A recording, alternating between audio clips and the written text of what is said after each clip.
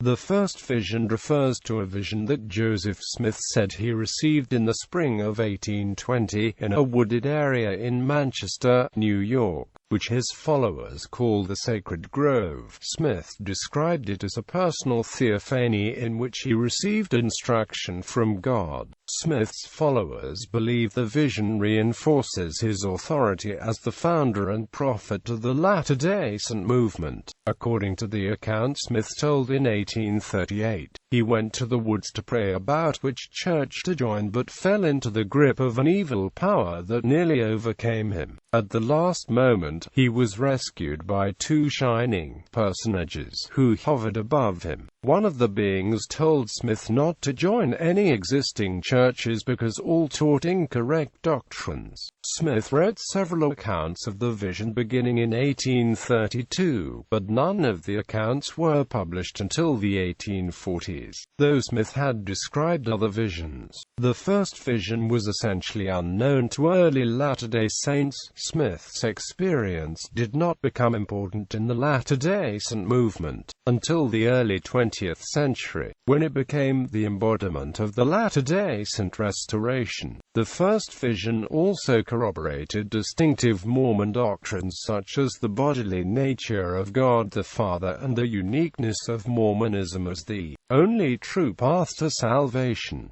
Story of the vision. Smith wrote or dictated several versions of his vision story, and told the story to others who later published what they remember hearing. Taken together, these accounts set forth the following details. Smith said that when he was about 12, he became interested in religion and distressed about his sins. He studied the Bible and attended church, but the accounts differ as to whether he determined on his own that there was no existing religion built upon the true teachings of Jesus, or whether the idea that all churches were false had not entered his heart until he experienced the vision. During this period of religious concern, he determined to turn to God in prayer. An early account says the purpose of this prayer was to ask God for mercy for his sins, while later accounts emphasize his desire to know which church he should join. Therefore, as his mother had done years before when concerned about an important religious question, Smith said he went one spring morning to a secluded grove near his home to pray. He said he went to a stump in a clearing where he had left his axe the day before and began to offer his first audible prayer. He said his prayer was interrupted by a being from the unseen world. Smith said the being caused his tongue to swell in his mouth so that he could not speak. One account said he heard a noise behind him like someone walking towards him, and then, when he tried to pray again, the noise grew louder, causing him to spring to his feet and look around, but he saw no one. In some of the accounts, he described being covered with the thick darkness and thinking that he would be destroyed. At his darkest moment, he knelt a third time to pray, and, as he summoned all his power to pray, he felt ready to sink into oblivion. At that moment, he said his tongue was loosed and he saw a vision. Smith said he saw a pillar of light brighter than the noonday sun that slowly descended on him, growing in brightness as it descended and lighting the entire area for some distance.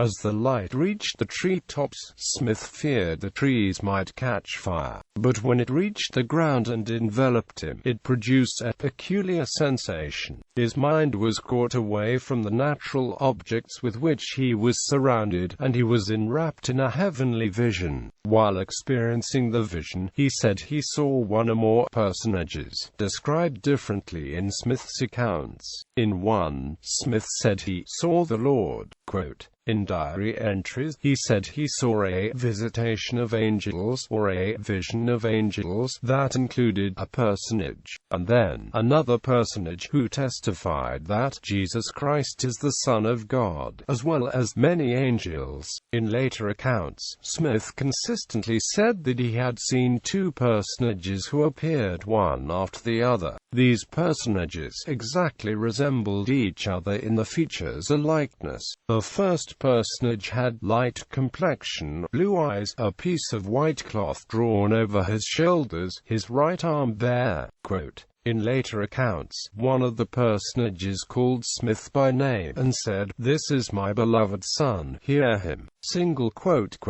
Although Smith left their identity inexplicit, most Latter-day Saints infer that these personages were God the Father and Jesus. In two accounts, Smith said that the Lord told him his sins were forgiven, that he should obey the commandments, that the world was corrupt, and that the second coming was approaching. Later accounts say that when the personages appeared, Smith asked them, "O Lord, what church shall I join? Or must I join the Methodist Church?" In answer, he was told that all religious denominations were believing in incorrect doctrines, and that none of them was acknowledged of God as his church and kingdom. All churches and the professors were corrupt, and all the creeds were an abomination in his sight. Smith was told not to join any of the churches, but that the fullness of the gospel would be made known to him at a later time. After the vision withdrew, Smith said, "He came to myself, and found himself sprawled on his back.